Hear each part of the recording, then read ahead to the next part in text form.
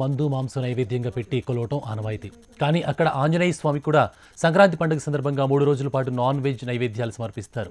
భారీ సంఖ్యలో భక్తులు హాజరై తమ ఇష్టదైవమైన ఆంజనేయ స్వామికి మాంసం, కళ్ళు, మద్యం నైవేద్యంగా అందిస్తూ ఉంటారు. మరి ఆ ఆంజనేయుడు ఎక్కడ? ఆంజనేయుడికి మద్యం, మాంసం నైవేద్యం ఏంటి? అయితే వాచ్ దిస్ స్టోరీ.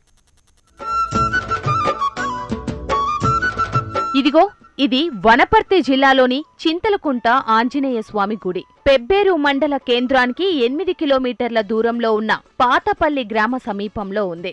ఈ ఆలయానికి దాదాపు 300 ఏళ్ల చరిత్ర ఉంది. ఇక్కడ మొక్కుకుంటే తమ కోర్కెలు నెరవేరుతాయని భక్తుల నమ్మకం. దీంతో ప్రతి ఏటా భక్తులు భారీగా తరలివచ్చి ప్రత్యేక పూజలు చేస్తూ ఉంటారు.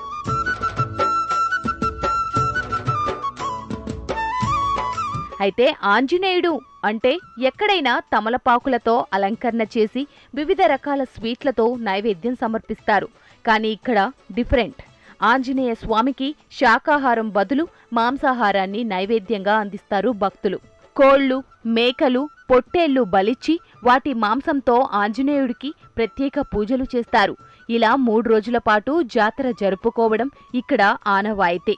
ఆంజనేయ స్వామి భక్తులు తమ కోరికలు తీర్చే ఇలవేల్పుగా అందరూ కొనియాడతారు. దాంతోపాటుగా ఇక్కడ విచిత్రమైన ఒక ఆనవాయితీ ఏంటంటే ఆంజనేయ స్వామికి ఎక్కడైనా మామూలుగా నైవేద్యము స్వీట్తోనో లేదా టెంకాయలు అలా పెడతారు. కానీ ఇక్కడ దాంతోపాటుగా వేటలు కానీ కోళ్ళు కానీ కూడా కోసి తమ మొక్కులు తీర్చుకుంటారు.